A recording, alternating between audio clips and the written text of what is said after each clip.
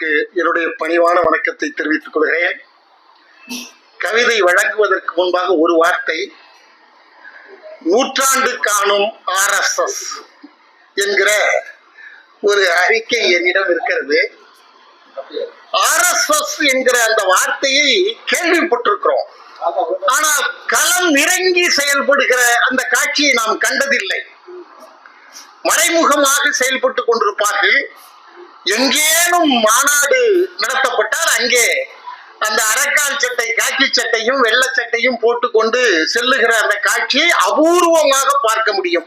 மற்றபடி இந்த சமூகத்தில் தன்னை இன்னார் என்று அடையாளப்படுத்திக் கொள்ள மாட்டார்கள். அப்படிப்பட்டவர்கள் இன்றைக்கு வீடுதோறும் வாசல் தோறும் சென்று இந்த அறிக்கையை கொடுத்து கொண்டிருக்கிறார்கள் என்றால் அவர்களுடைய எழுச்சி, வீழ்ச்சி எத்துணை அளவு இன்னைக்கு வளர்ந்திருக்கிறது என்பதை நாம் கொஞ்சம் மனதிலே எண்ணி பார்க்க வேண்டிய கட்டத்தில் இருக்கிறோம்.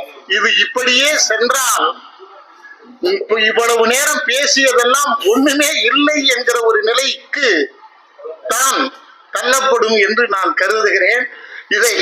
இது எனக்கு அவ்வளவு வருத்தத்தை தந்தது. வீட்டுக்குள்ள வந்துருச்சு.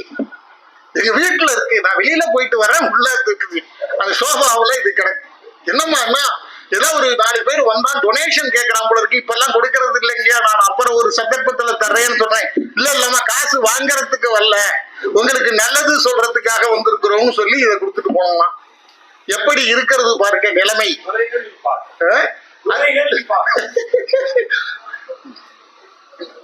அதுல அவர்கள் பன்முகப்பட்டு எப்படியெல்லாம் செயல்பட்டு கொண்டிருக்கிறார்கள் விவரத்தை ரொம்ப அருமையா போட்டிருக்காங்க. ஐயா தான் அதை சொன்னாங்க.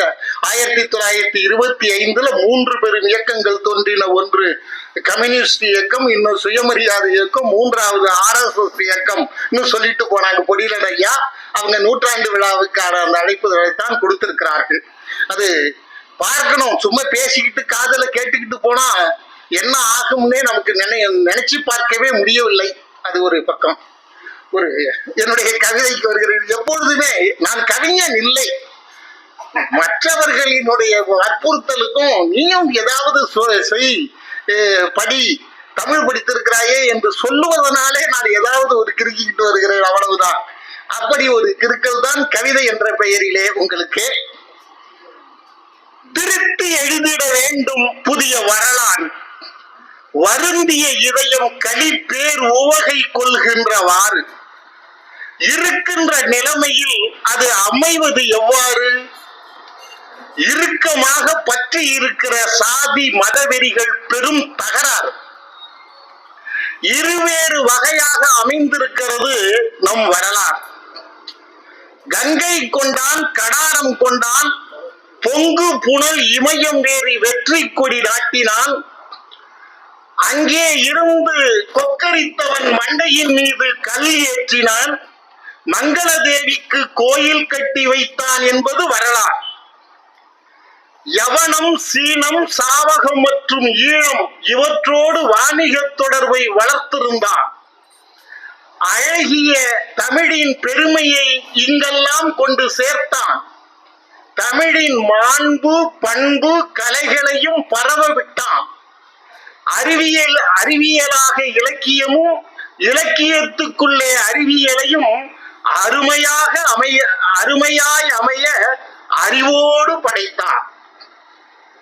அறம், பொருள், இன்பம், வாழ்வியல் கூறுகள் திறம்பட வாழ இலக்கணம் ஒன்றை வரையறுத்தான்.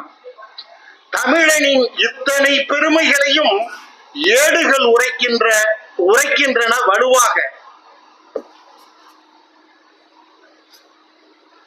தமிழகம்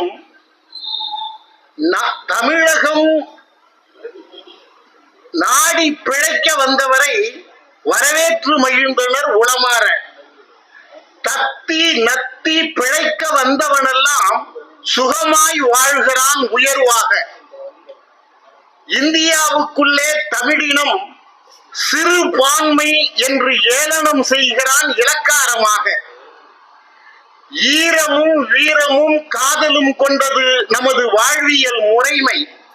வீரத்தை விடுத்து ஈரம் கொண்டதனால் விளைந்ததிந்த பெரும் கொடுமை.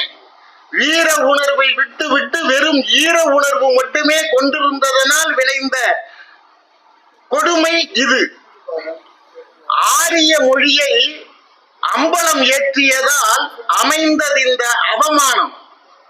சீரிய தமிழை, தமிழனின் மாண்பை மீட்பதில் இருக்கிறது நமது தன்மானம். நாம் எண்ணுகிற வகையில் நம் வரலாறு அப்படி ஒன்றும் சிறப்பாய் இருக்கவில்லை. மாண்ட காலத்தை மீண்டு எண்ணுவதில் விளைகிற பயன் எதுவும் இல்லை. நான் மாண்டுவிட நேரிடினும் வேறு வழி இல்லை. யோசிக்க இனி நேரம் இல்லை. மீண்டு வந்திட வரலாறு என்பது வழி சமைக்கார். வரலாறு ஒரு காலம் வழி சமைக்கார். வரலாறு நமக்கு ஒரு அனுபவத்தை தரும், ஒரு புரிதலை உணர்த்தும். வரலாறே வழியை காட்டிவிடும் என்று சொல்ல முடியாது. நாம் தான் வரலாற்றுக்கான வழியை நாம் சமைக்க வேண்டும். மீண்டு வந்திட வரலாறு என்பது வழி சமைக்கார். போர் போர் வாழ்வா சாவா என்பதனை முடிவு செய்வோம் களமாடி. வேரினை வெட்ட ஓட்டு எந்திரத்தோடு புறப்பட்டு விட்டான் எதிராளி. நம் வேரினை வெட்டுவதற்காக ஓட்டு எந்திரத்தோடு புறப்பட்டு விட்டான் எதிராளி. யாருக்கு லாபம், எனக்கென்ன கிடைக்கும் என்று ஒதுங்குபவன் பெரிய ஏமாளி. போருக்கு இலக்கணம் வகுத்த தமிழன் யாருக்கும் அஞ்சான் என்று களமாடி ஏறுவோம் விடுதலை என்னும் புகழ் ஏணி.